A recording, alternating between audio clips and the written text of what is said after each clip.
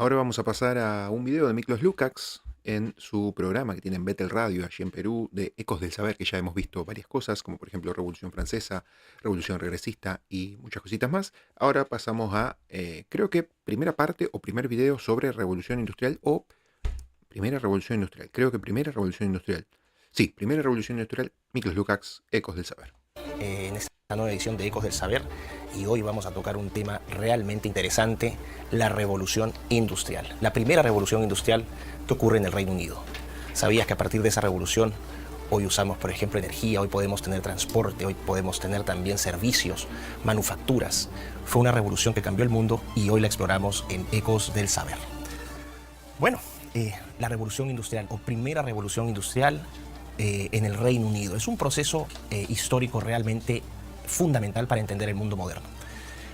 Bienvenidos todos, estamos en el programa número 200 de Batalla Cultural en esta tercera temporada, de este tercer año, de un programa que surge como semillita de un impulso de Agustín Laje, Miklos Lukács, justamente en marzo 2023, en una conferencia de Miklos presentando Neoentes, su libro hasta ahora creo que más reciente, donde fui allí a un meet and greet, estaba Nicolás Márquez también, y bueno, les dije de este canal de Batalla Cultural y me dijeron, metele más, hacete lugar en esta batalla cultural que necesitamos más personas. En ese momento, Alberto Fernández y Cristina Fernández de Kirchner eran vicepresidente y vicepresidente respectivamente. Bueno, hoy cambiaron un poco las cosas, por suerte, en la batalla cultural y en Argentina, en la política, y bueno, estamos un poco más tranquilos y mejores, pero bueno, hay mucho recorrido todavía para hacer en la batalla cultural porque nunca termina, nunca cesa.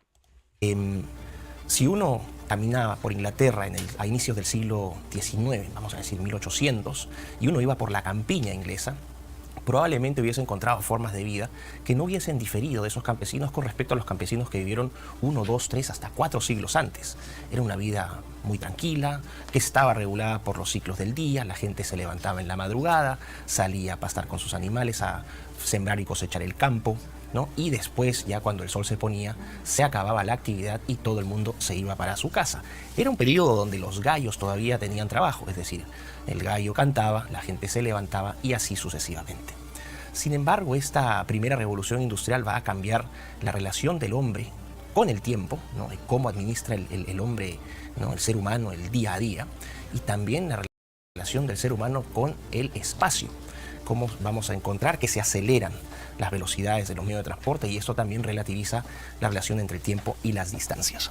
Ahora, para, vamos a decir, contextualizar la revolución industrial, esta primera revolución industrial británica, los historiadores en realidad no se ponen de acuerdo, pero comúnmente se enmarca entre 1760 y 1840.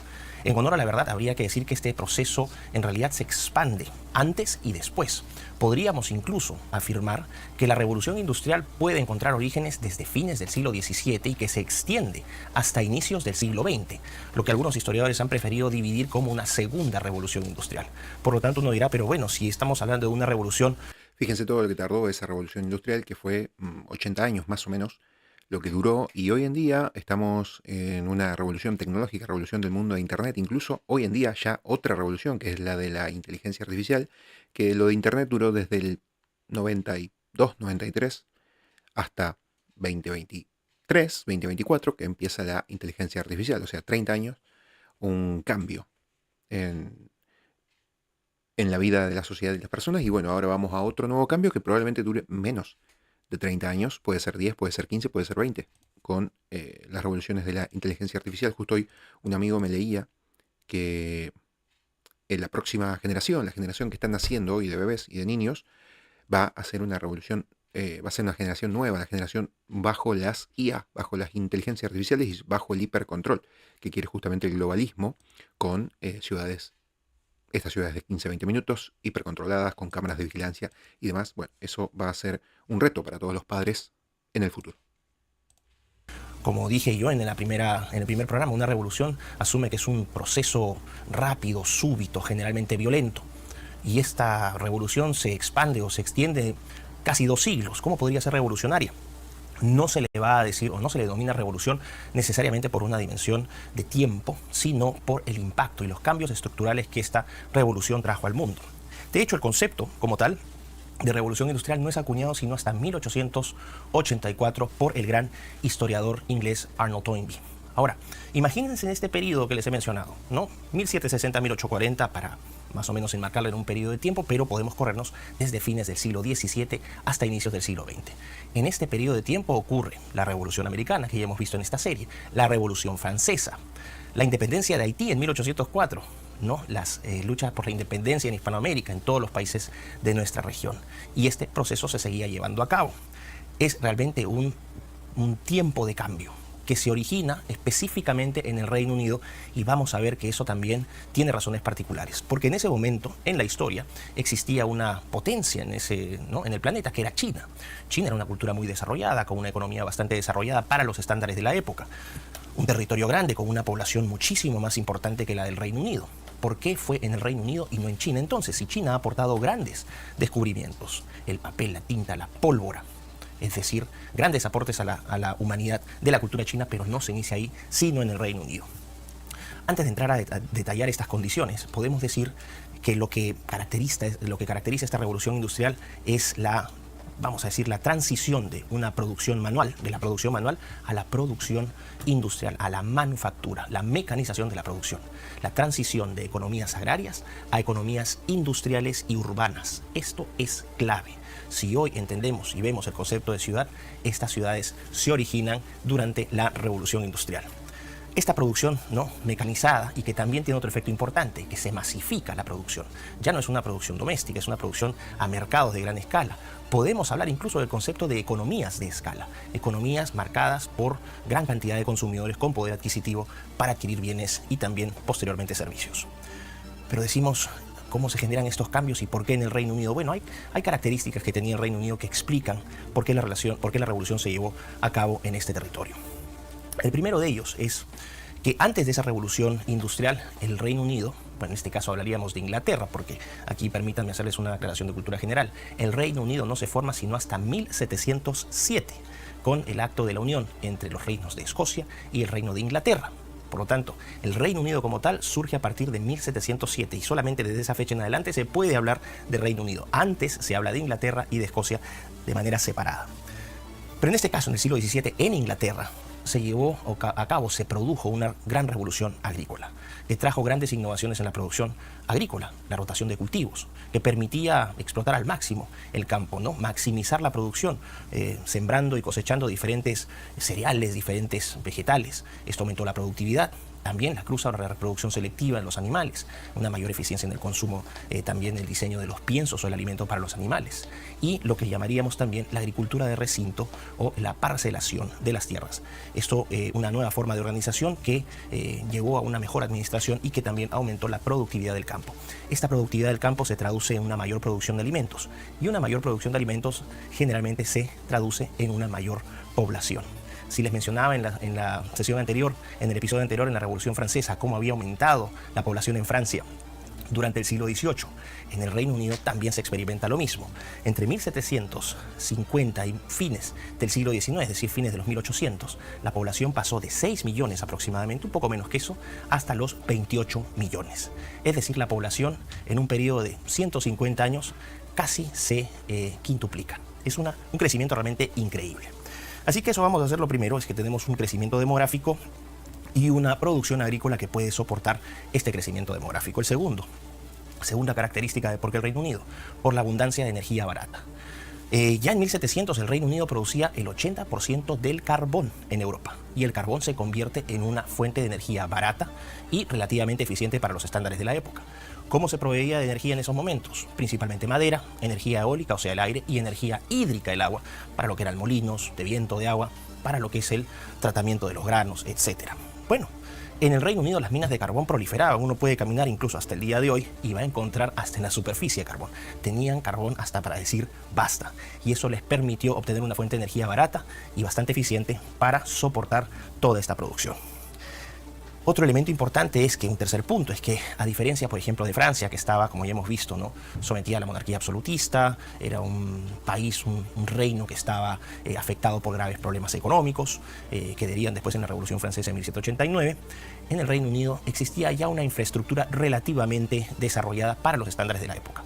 Existían canales, ¿no? Canales internos, ¿no? Canales navegables internos, aparte de ciertos ríos que son importantes, no solamente el Támesis, sino también el río Mersey, el Ouse en Yorkshire, tenemos el Severn. Son grandes ríos muy importantes que permitían vamos a decir, el tránsito de bienes dentro del territorio del reino. Y también caminos, ¿no? Para trochas carrozables, eso también tenían. De alguna u otra manera, eso permitió una mejor integración y una mejor organización de la producción y la logística. Otro elemento importante, aunque parezca increíble, debido a esta alta productividad agrícola, se requería mano de obra. Y una mano de obra agrícola que aumenta de precio. La mano de obra agrícola era cara. Y ahí los inventores y los emprendedores encontraron una oportunidad de negocio. Cómo hacer máquinas o aparatos que puedan suplir esta alta demanda por ¿no? trabajadores agrícolas y también reducir los costos en términos de salarios. Así que ahí vamos a ver también que hubo un incentivo para impulsar esta revolución. El quinto punto, el sistema financiero desarrollado del Reino Unido en ese momento.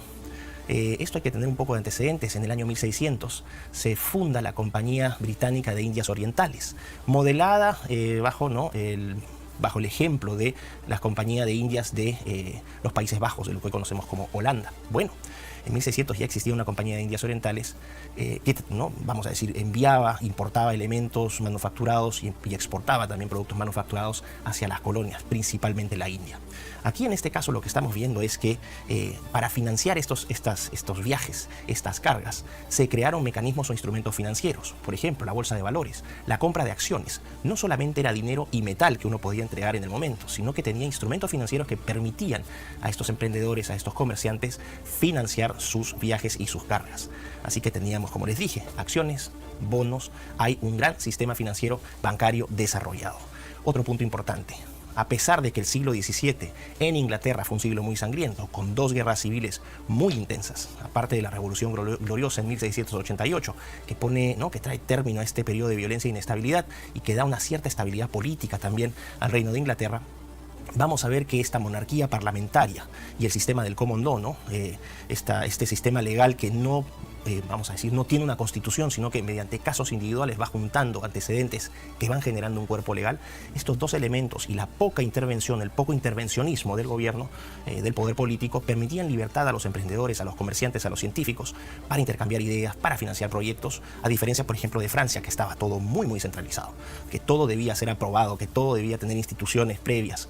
En el Reino Unido eso no funcionaba, era mucho más libre, y esta libertad también facilitó el desarrollo de esta revolución.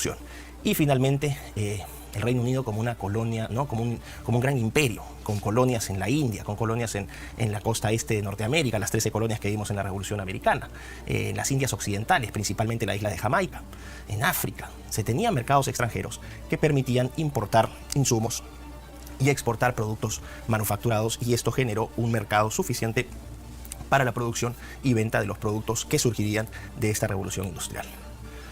Ahora, hay tecnologías y sectores y procesos clave para entender, ¿no? que se necesitan para entender la revolución industrial británica en toda su dimensión.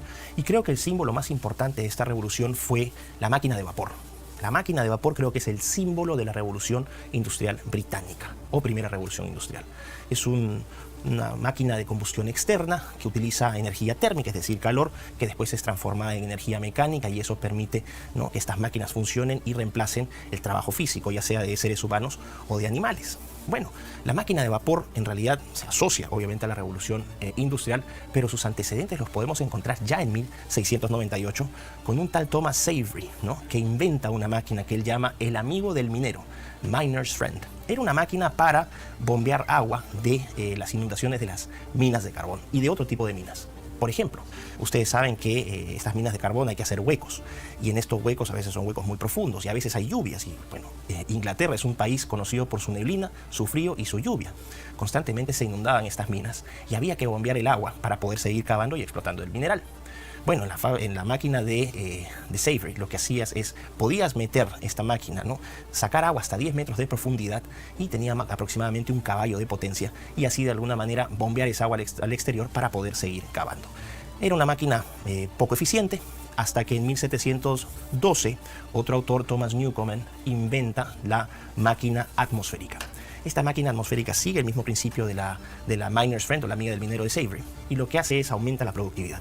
Ya no son 10 metros, sino que puede meterse hasta 50 o 70 metros de profundidad y bombear aproximadamente 10 galones de agua por ciclo. Entendiendo que esta máquina producía más o menos entre 10 y 15 ciclos, ustedes pueden ir haciendo los números de cuánta agua podía bombearse por minuto. Y esto obviamente generó una mayor productividad en las minas porque las inundaciones duraban menos. El gran problema de la máquina de Newcomen es que era una máquina pesada, difícil de mover. Y esto generaba problemas de logística porque tenías que movilizar esta máquina en diferentes minas porque existían muchas minas inundadas y esto generaba altos sobrecostos. Aquí va a entrar la figura entonces de un tercer inventor, James Watt, que en 1765, mientras él reparaba una máquina de Newcomen, una máquina atmosférica, encontró que esta máquina presentaba ciertas deficiencias. Las mejora agregando, por ejemplo, un condensador y otras tecnologías, otras innovaciones incrementales, y finalmente se crea la máquina de vapor como la conocemos, la clásica de la revolución industrial.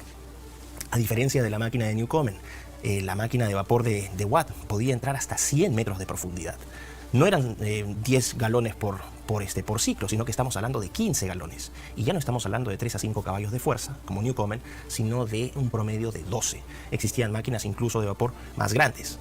Otra ventaja que tenía la máquina de vapor de Watt era que eran móviles, eran mucho más ágiles. Entonces podías moverla de una mina a otra y eso disminuía los costos de mantenimiento y producción. Ya se estima que para 1800, ojo, 1800, es decir, entre 35 y 30 años después de la generación de estas máquinas, ya existían en el Reino Unido 2.500 máquinas de vapor, comparado, por ejemplo, con las 200 que existían en Francia.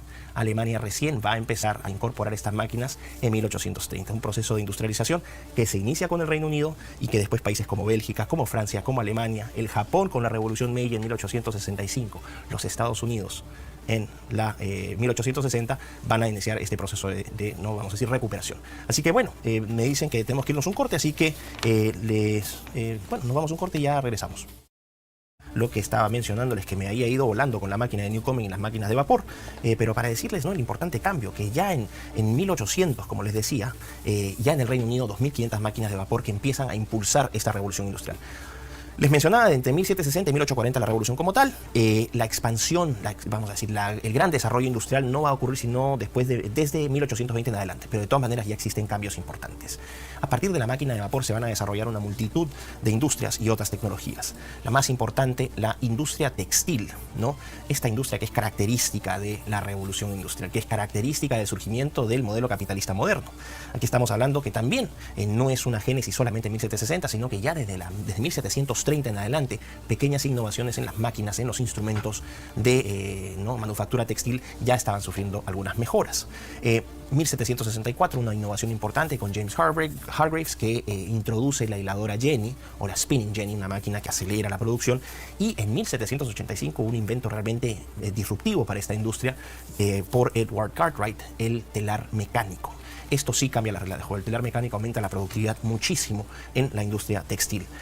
Solamente para que se den una idea, esta tecnología que es creada en 1785 y ya en 1850, es decir, 65 años después, en el Reino Unido existían 260.000 telares mecánicos. Estas cifras son para que ustedes vayan poniendo en contexto el tamaño y el impacto de esta revolución. Para entender también el impacto de estas tecnologías, y el impacto de la máquina de vapor, pónganse a pensar que en 1750 el Reino Unido importaba más o menos 2.5 millones de libras de algodón. 2.5 millones de libras de algodón en 1750. En 1790 esto pasa a 25 millones. En 1800, 52 millones, es decir, se duplica en 10 años, gracias a máquinas como el telar mecánico. Y en 1850 se van a caer de espaldas, vamos a pasar de 50 millones a casi 600 millones de libras de algodón. Una multiplicación casi por 10. Esto sirve, como les dije, para poner en perspectiva los cambios, el acelerado desarrollo de estas industrias. El algodón principalmente procesado, también la lana, también la seda que se importaba de China y la gran industria textil del Reino Unido que se establece en Manchester, aunque también vamos a encontrar industria textil importante en otras ciudades como Sheffield, que está cerquita de Manchester, noroeste de Inglaterra, y en Glasgow, Escocia. Así que, industria de la seda también en Derby y en Macclesfield, dos ciudades más pequeñas pero también igualmente importantes para esta industria.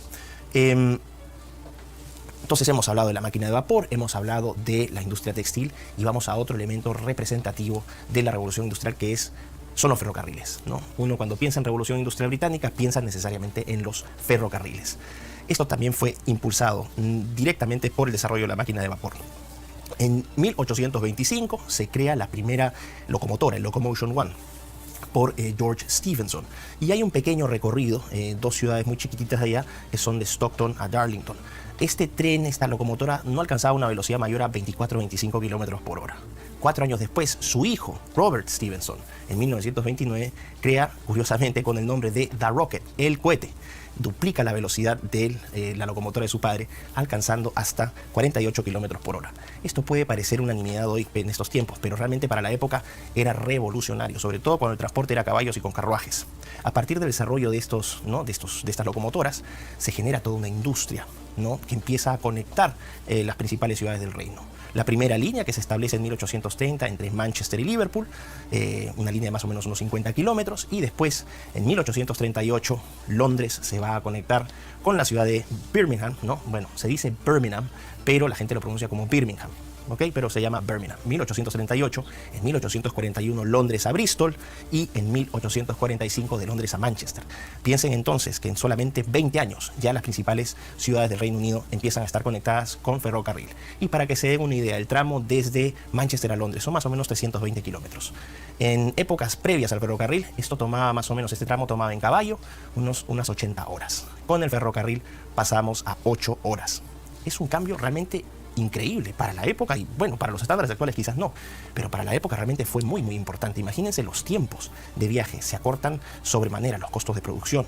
Podría hacerse posible incluso las vacaciones, algo que hoy parece normal, pero que en esa época no existía el concepto de vacaciones. La gente trabajaba toda su vida. Se empiezan a abrir estas posibilidades.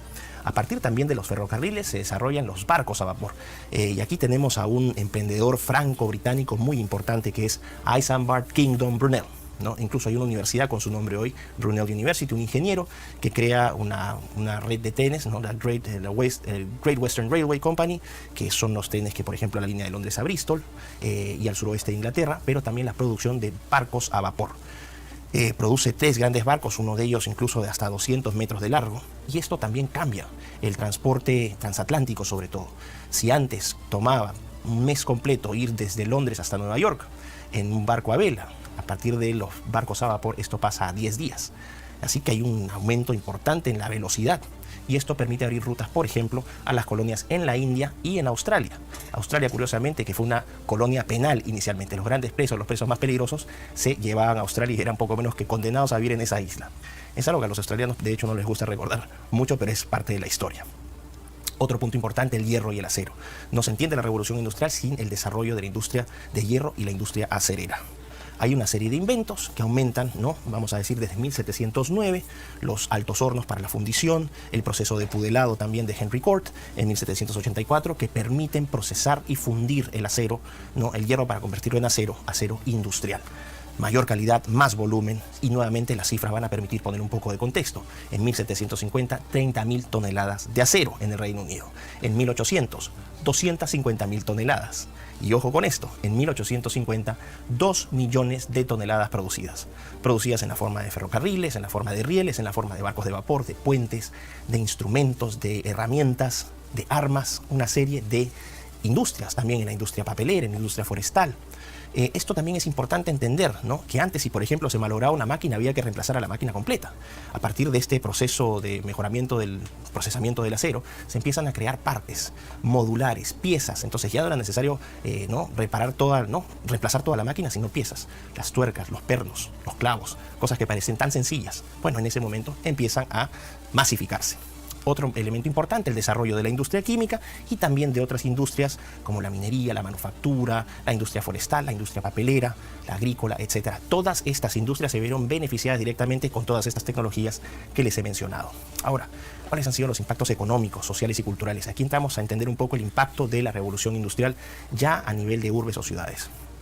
lo primero que sucede, el gran fenómeno de esta revolución industrial, es la migración, el fenómeno migratorio de las zonas rurales a las zonas urbanas, el crecimiento acelerado de las ciudades. Este es un punto clave de la revolución industrial, uno de los más importantes, la urbanización e industrialización. Les mencionaba al inicio, si se iban a Inglaterra a inicios del siglo XIX, en 1800, le preguntaban a la gente, a los campesinos que estaban trabajando, el concepto de ciudad era un concepto raro, casi inexistente. Pero 120 años después, si ese mismo campesino era transportado en el tiempo hacia adelante y encontraba estas ciudades, no lo hubiese podido creer. Hay un desarrollo urbano sin precedentes en la historia, solamente superado proporcionalmente por el boom de infraestructura que tuvo China, sobre todo a inicios del nuevo milenio. Para que pongan en perspectiva la cosa, en Londres, de 700.000 habitantes, y todos estos datos van de 1750 a 1850, Londres pasa de 700.000 habitantes a 2.5 millones y se consolida no solamente como la capital financiera y económica del Reino Unido, sino la capital financiera del mundo, posición que mantiene hasta el día de hoy. Manchester pasa de 20.000 habitantes en 1750 a 400.000. De hecho, a Manchester la denominaban en la época Cottonópolis. Cotton significa algodón, ¿no? La ciudad del algodón, la meca de la industria textil de Inglaterra. Birmingham pasa de 20.000 también a 400.000 habitantes. Industrias de diferente tipo. Estamos hablando de industria de armas, la fabricación también de instrumentos, la fabricación de herramientas, de máquinas de diferente tipo. Liverpool, el gran puerto, pasa de 20.000 también a 400.000 habitantes, el gran puerto del Reino Unido. En menor escala también Plymouth, un puerto más de carácter militar, pero Liverpool era la puerta al mundo del Reino Unido. Así que importaba materia prima y exportaba productos manufacturados, generando valor agregado. Glasgow, también en Escocia, centro textil, centro manufacturero, pasa de 30.000 a 400.000 habitantes. Y otras ciudades importantes como Sheffield y Leeds, también el noroeste británico. ¿Cuál fue el problema de esta urbanización acelerada? Primero, que no existía, aunque parezca increíble, no existía sistema de alcantarillado. Así que la insalubridad era tremenda. La tuburización, ¿no? el aglomeramiento de personas en espacios reducidos. Esto, obviamente, estas condiciones de insalubridad, la gente en esos momentos, por ejemplo, avisaba cuando tenía que, como no existían baños, avisaba abajo si es que iba a botar los orines y las heces por la ventana. Entonces avisaban por si acaso para que no pasaran, para que no le cayera nadie encima. Se pueden imaginar el olor. Obviamente, durante 1830, 1840, durante esas 2 décadas, se generan epidemias de tifoidea, de cólera, porque era terrible la situación. En 1858, en Londres, el río Támesis estaba tan contaminado y el olor era tan insoportable porque hubo una ola de calor tan fuerte que el olor era invivible, y eso fuerza a las autoridades a crear sistemas de alcantarillado para la salud pública. Póngase a pensar que el crecimiento de estas ciudades es tan acelerado que ya en 1880 solamente el 20% de la población del Reino Unido vivía en el campo. El resto ya estaba en las ciudades. Vamos a ir a una pausa, ¿tengo entendido? Sí. Bueno, entonces nos vemos en un ratito, o nos encontramos en un ratito para continuar con esta exposición. Y bueno, regresamos aquí a Ecos del Saber. Fíjense qué importante, ¿no? Esos crecimientos industriales que llevan a la gente de los campos a las ciudades. Se terminan conglomerando y formando las ciudades que pasan en 10 años aproximadamente de 20.000, 30.000 personas a más de 300.000, crecen por 10 y más también. Y qué importantes son, las nuevas tecnologías, que hoy decimos tecnología y por ahí algún chico o algún joven dirá, bueno, es un celular, no sé, es una computadora, es algo de pantalla, relacionado al mundo de las pantallas. Hoy sí, la tecnología es eso. En su momento, tecnología era, por ejemplo, la máquina a vapor, la máquina del telar mecánico, una locomotora más rápida, más nueva, que transporte más carga en menor tiempo. Y bueno, todo lo que sea aumento de producción en menos tiempo era un gran proceso de esta etapa de la primera revolución industrial. Programa es en vivo, así que pues, ya saben, si quieren mandar sus preguntas, como ya hemos estado recibiendo algunas, lo pueden hacer vía WhatsApp al 947-245-545 y también nos pueden llamar al 613-1701 y al 613-1709 para hacer sus preguntas si quieren participar. Y de hecho ya tengo acá algunos comentarios que me pasa producción y vamos a ir leyendo qué nos están diciendo, que ojo, esto va a seguir todavía desarrollándose. Me escribe, a ver, vamos a poner los lentes porque estamos medio ciegos aquí, así que Nos escribe Orlando Gutiérrez, me pone realmente agradecido. Hoy en día es necesaria esta iluminación, aunque el no me importismo y el relativismo es lo que abunda en nuestras sociedades.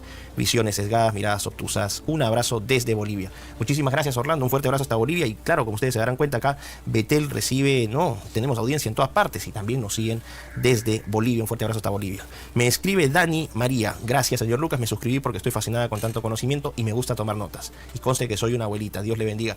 Mi querida Dani María, aquí están bienvenidas las abuelitas, los jóvenes, todo el mundo tiene las puertas abiertas en este programa, en Radio Betel, en Betel Radio 100.1 FM del dial, todos bienvenidos.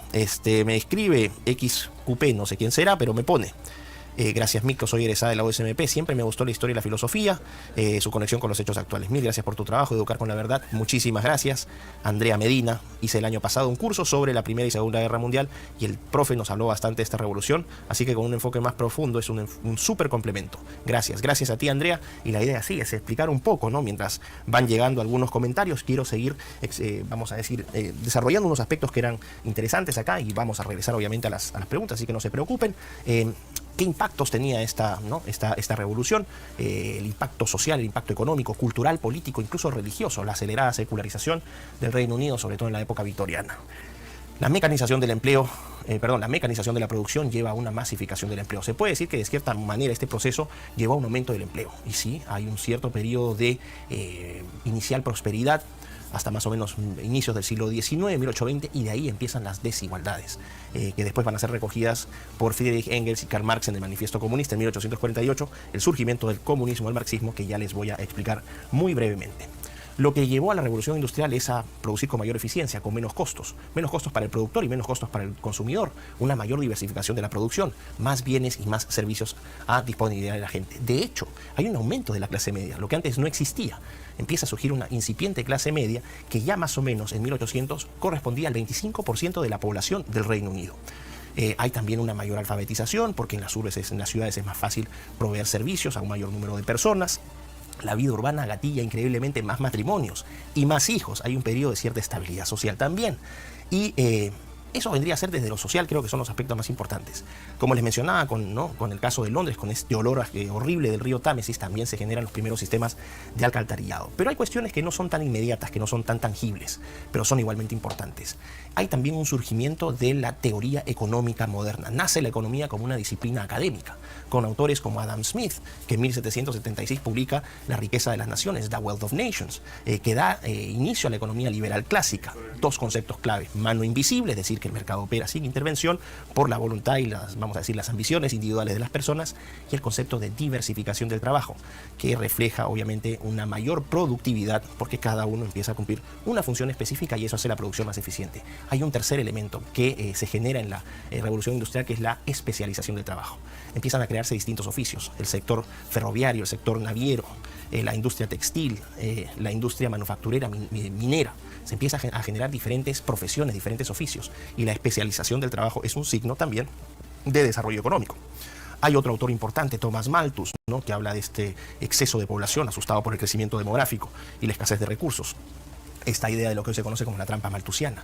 Otro autor importante de la economía, David Ricardo, que en 1817 publica un texto clave que se llama Principios de Economía Política y Tributación, donde Ricardo dice: lo más importante es que si uno quiere comerciar en el extranjero tiene que producir productos con valor agregado. Eso nos va a permitir, en el comercio internacional, generar un superávit en los ingresos. Y otro autor importante, John Stuart Mill, que en 1848 publica Principios de Economía Política y empieza a hablar del rol del Estado para intervenir en ciertos sectores, sobre todo en educación y en salud. Esos serían los aspectos más o menos generales, tangibles e intangibles, pero también hay un impacto económico negativo. La revolución industrial destruye ciertos sectores de la economía, jubila al caballo, por ejemplo, y el mercado laboral que pasa del mundo agrícola al mundo industrial también se ha afectado. No todo lo que brilló fue oro. Mano de obra barata, pues las industrias necesitaban, la industria textil sobre todo, y se empiezan a contratar mujeres y niños. De hecho, las mujeres eran el 50% más de la fuerza laboral de las máquinas textiles. Y en el sector minero, entre un 30 y un 50% de la fuerza laboral la componían niños, que empezaban a trabajar desde los 7 hasta los 8 años de edad en condiciones realmente deplorables. Eran mano de obra barata, sin contratos, con jornadas de 12 a 14 horas, en condiciones de insalubridad. Las fábricas textiles en las cuales trabajaban las mujeres también eran oscuras, frías, lúgubres. Eran trabajos simples, repetitivos, que destruían la creatividad de la gente. y obviamente esto genera unas condiciones muy terribles para mucha gente, que el primero en denunciarlas es el autor, el novelista inglés Charles Dickens, en Oliver Twist, una de sus grandes obras, donde él denuncia los excesos de la revolución industrial. Quienes los denuncian políticamente son Friedrich Engels y Karl Marx en 1848, con la publicación del Manifiesto Comunista. Ellos empiezan a teorizar sobre este nuevo surgimiento, esta pugna, esta lucha de clases sociales entre el proletariado, compuesto por estas mujeres, estos niños y estos hombres que también trabajaban en condiciones desventajosas, versus los burgueses que tenían bajo su poder el capital, que se convierte en el factor de producción más importante. El diagnóstico de Engels y Marx es un diagnóstico en la medida de la denuncia, la motivación de la denuncia es correcta. Pero Engels y Marx omiten también el surgimiento de las clases medias. Por eso es que este establecimiento de lucha de clases no es preciso, y por eso es que también el marxismo adolece de un soporte empírico, es decir, es teoría que no está sustentada en la práctica. Por eso es que fracasa tanto. Así que antes de cerrar, quiero ir solamente para que vayan pensando al respecto. Voy a seguir leyendo algunos comentarios. Wendy Gavidia nos pone: seguimos aprendiendo con Ecos del Saber, información necesaria y precisa en cada tema. Y me dicen, es cierto que la música de fondo y videos entre acordes son muy informativos. Se nota el trabajo minucioso. Gracias, Wendy. Luna Pineda, gracias por tus saludos. Noé Ajaya, todos los sábados los sigo por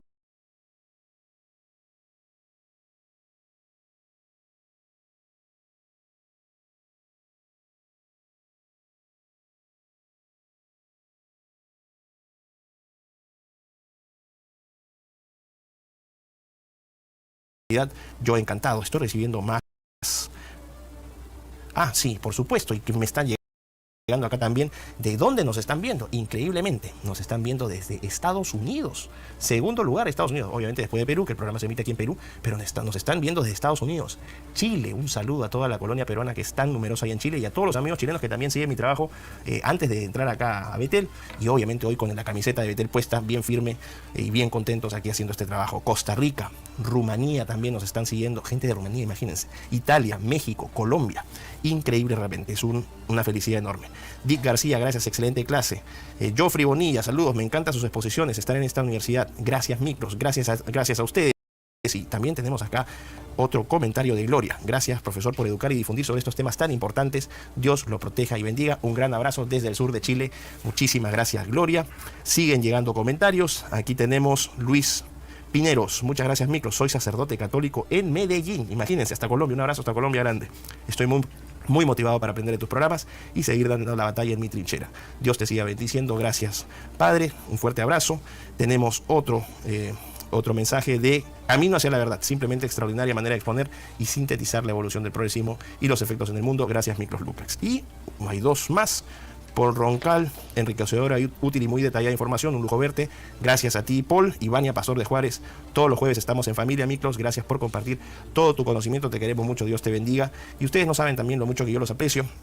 Quiero que sepan que yo estoy siempre, ya sea acá en la radio o estando en YouTube, muy atento a sus comentarios. Los invito también, muy importante, a que apoyen a Betel Radio en sus redes sociales, ¿no? Tienen cuenta en Instagram, tienen su página web que es www.betel.fm, ahí también los pueden seguir.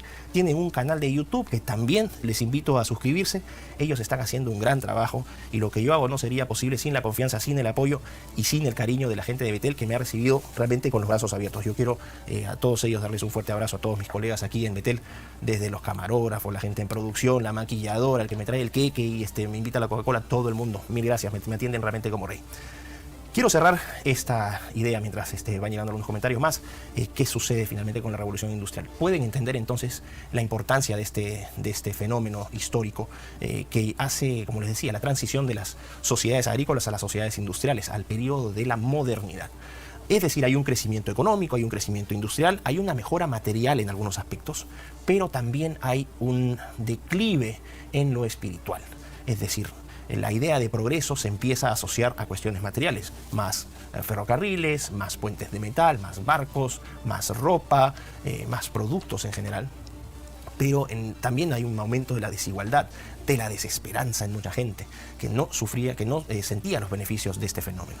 Y aquí también entramos a esta idea de progreso que había hablado ya con la Revolución Francesa, ¿no? Esta idea de progreso utilitarista, materialista, secular, racionalista y relativista, es lo mismo que sucede también con la Revolución Industrial. Esta idea, ¿no? ¿Se acuerdan cuando yo les mencioné en la segunda edición la revolución científica y les hablaba de la idea, ¿no? De que el universo deja de ser una entidad orgánica y que empieza a ser vista como un universo mecánico, ¿no? Como un universo que opera con bajo ciertas reglas, que estas reglas pueden ser descubiertas, conocidas, y a partir de eso empezamos a interpretar y podemos incluso, vamos a decir, presagiar qué es lo que puede pasar conociendo estas reglas. Bueno, la revolución industrial ya no es la mecanización conceptual del universo, sino que es la mecanización tangible, de facto, de ese pequeño universo que es nuestro planeta. Y esto, obviamente, genera, vamos a decir, entusiasmo, genera optimismo, pero creo que el ser humano se vio llevado, ¿no? Emocionado, demasiado exaltado por la velocidad de estos cambios en primer lugar. No se supo evaluar en ese momento, y es difícil, sería injusto también juzgar no los procesos de cambio en ese momento, pero se generaron muchas desigualdades también. El progreso es bueno, el progreso material es increíble, a todos nos gusta comer mejor, vestirnos mejor, dormir mejor, pero uno no puede ser solamente guiado en la vida por eso. Me siguen, mientras estoy acá filosofando con estos temas, me siguen llevando mensajes. Aquí, saludos desde Argentina, me ponen una de las mejores noticias, que Miklos Lucas esté en una radio para que los jóvenes se escuchen y salgan de su ignorancia, porque creen que usar el llamado lenguaje trans son superados. Qué equivocados están. Gracias, Miklos. Bueno, sí, hay que ser pacientes con los jóvenes. Los jóvenes no son inherentemente malos e ignorantes. Lo que pasa es que vemos, ¿no? Hace poco, incluso, si es que puedo traer, si es que me permiten una pequeña digresión del programa, un congresista peruano, Alejandro Muñante, fue invitado a la Universidad de San Marcos a disertar con 12 personas más. Y los estudiantes de San Marcos, de izquierda radical, no permitieron que el evento se llevara a cabo. El problema no solamente son los estudiantes, sino son los mal llamados maestros que adoctrinan a estos jóvenes para proceder de esa manera. Ellos tienen tanta o más culpa que los propios estudiantes. Así que este espacio sirve para que no se gatille un poco el interés por la cultura general, y es un material que está disponible para consulta posterior. Me ponen: Edith, sería extraordinario que pudiese ser traducido este programa a inglés. Es donde yo viví y aquí no hay castellano. Yo lo sigo desde hace años. Gracias miles, son los jóvenes que necesitan tanto. Gracias de nuevo. Muchísimas gracias, Edith. Y claro, volvemos a hablar de los jóvenes, ¿no? Este programa también está dirigido a los jóvenes para que ellos tengan esta motivación. Así que bueno, podríamos hablar un poco de la revolución industrial. Quedan 2 sesiones y vamos a hablar de la segunda y tercera revolución industrial, y también de la revolución bolchevique, ¿no? La revolución rusa, con la caída de los Romanov y el inicio del régimen comunista, el nacimiento de la Unión Soviética. ¿Qué significó eso para el mundo? Otra revolución importante. Recuerden, esta primera temporada la temática es revoluciones, y eso es lo que hemos visto. Así que vamos a cubrir segunda y tercera revolución industrial, que tienen una separación de tiempo bastante grande, pero se pueden abordar de manera conjunta, y la revolución bolchevique o la revolución rusa de vamos a decir 1917, que también tiene una génesis antes a ese año, que es la toma del poder por parte de los bolcheviques, la caída de los Romanov y del imperio ruso. Así que ya saben, estén atentos. No sé qué más. Aquí ya no tenemos por el momento más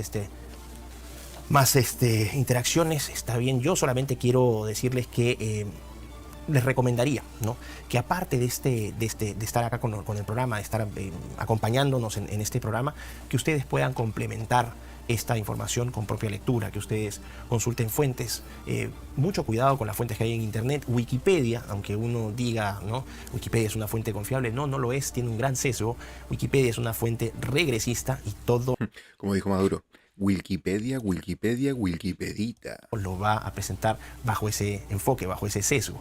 Podemos encontrar ciertos datos interesantes como una especie de guía, pero no se fíen de Wikipedia. No es una fuente confiable. Aquellos que puedan tener acceso al idioma inglés, sería espectacular que no pudieran aprovechar eso, porque les comento, el 78% de la información que encontramos en internet está en inglés. Así que la gente que no sabe inglés se pierde la inmensa mayoría de información que uno puede encontrar en esta red. Y aquí hay autores que yo voy a recomendar, porque no es por dármela de crack, sino que simplemente yo lo que leo principalmente en inglés. Hay 2 autores que yo recomendaría encarecidamente para estudiar el fenómeno de la primera revolución industrial, que son David Landes y Joel Mokyr. Son autores muy importantes que han abordado este tema de la revolución industrial con mucho detalle, con mucho oficio. Así que bueno, quiero agradecer ¿no? el espacio que nos han acompañado, invitarlos también al próximo programa este jueves 20 de junio de 5:30 a 6:30 de la tarde, a que nos acompañen con la revolución bolchevique, ¿no? Desde esta cabina de Betel Radio, como les dije, en el 100.1 FM del dial. Es un placer trabajar en esta radio con todos los amigos y ya saben que Betel también te acompaña y nosotros los acompañamos a ustedes. Hasta el próximo jueves, Dios mediante. Bueno, hasta acá entonces con este video de Miklos Lukács de Ecos del Saber, ese programa que está haciendo por allí en Perú, en Betel Radio. Muy importante todo lo de la primera revolución industrial, la verdad me quedó bastante sintetizado, por lo menos en mi cabeza lo recuerdo así, y el próximo video que veamos, la segunda revolución industrial, voy a tratar de hacer un resumen de esta primera. Y hasta acá llegamos con el programa número 200 de Batalla Cultural. Espero que anden muy bien. Le voy a poner un poquito de eco a este micrófono para que se escuche algo distinta la voz en este cierre de vivo, de live y de video. Gracias a todos los que estuvieron aquí presentes viendo este live y a todos aquellos que ven en diferido después de este video. Abrazo grande para todos, cuídense. Y como les digo, acá en la descripción de este video tienen los links de Patreon, si quieren colaborar con el canal, también el link de Seneca para dejar sus mensajes y todos los otros links también. Cualquier cosa tienen superchats y membresías que pueden donar aquí en el canal. Y nada más, abrazo grande, los leo en comentarios y nos vemos en la próxima, que tenemos más cositas para ver. Lo que quedó pendiente es una entrevista que hizo Nicolás Márquez con Eric Camerat, hablando un poquito de lo que se viene el martes en la Derecha Fest, que faltan 4 días nada más. Así que vamos a tratar de verlo en el próximo programa y bueno, algo nuevo que vaya surgiendo en las próximas horas. Abrazo grande, cuídense y nos vemos en la próxima.